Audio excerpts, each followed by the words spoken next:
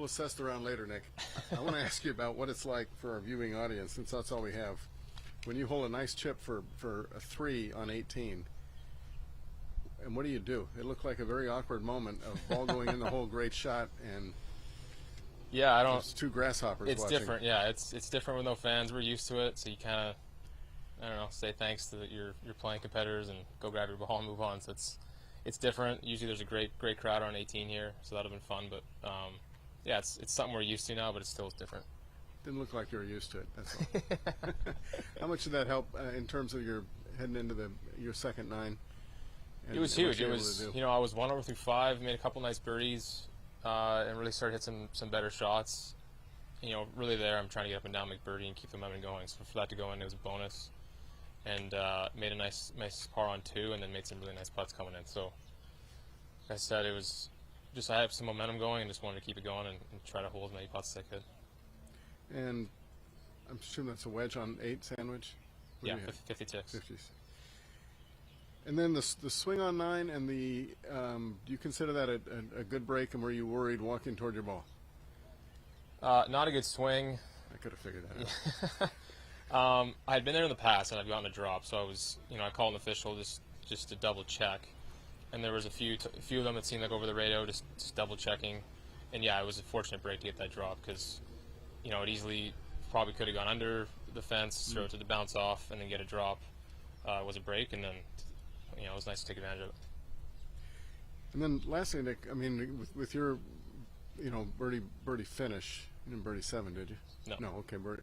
Now you got a 2-shot lead. I mean, for the longest time, you had guys who, like a Harris English, who was just kind of right on the cut line, and all of a sudden he's right in the middle of it at 7. I mean, it's so incredibly bunched, and it's like that every year, it seems like. Why?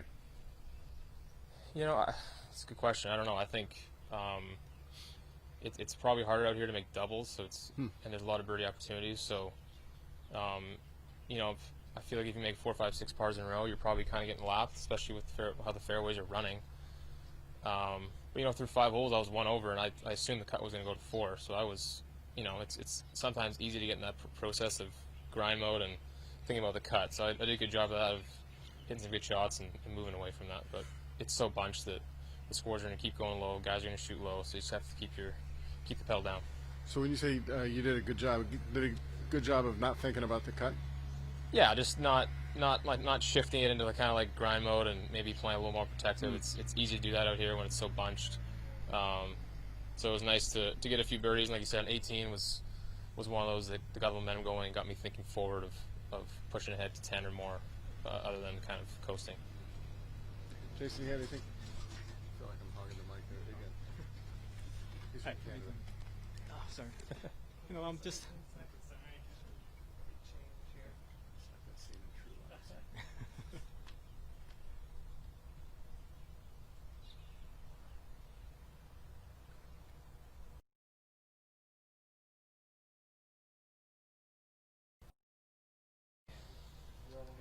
Okay, so when the winds, you know, aren't as strong as, you know, in previous years, yeah, you feel they can be more aggressive, but you also kind of have to keep in your mind to stay more patient because. Yeah, a little bit. It was, you know, yesterday morning the wind was actually kind of up, so I think I wasn't really paying attention, and I saw, you know, for most of the day I had a good start yesterday, and I was 3rd, 5th, around there. You know, I look up this morning before it teed off, and I was in 40th, so it was, you know, you knew you had to kind of go low, and with the fairways as firm as they are, the balls are rolling, so you're going to have shorter clubs in, and the greens are still relatively receptive. So, yeah, I think when the wind's down, you just have to attack as much as you can. From your experiences here, did you feel like this is a course that really fits your game? Or, you know, I played it well here last year. It was completely different conditions. It was really windy. It was wet. But I've always liked here. I think I've come here in the past a little rusty. You know, I'm usually back in Canada for December, but you know, playing Maui last week helps kind of get some of the rust off. I went there quite early as well, so I think that helped me out. Just shaking the rust off and being prepared. How big an adjustment is it, you know, going from Maui, from Kapalua, which is a completely different course from this one, to, you know, convert your game from the... Yeah, it's a brutal walk, first off, but there's so many uneven lies, uphill shots, downhill shots. Greens are very undulated, lots of breaking putts, so it's really no comparison. It's a nice walk this week. Our legs are very appreciative of that, but yeah, I've always liked this golf course.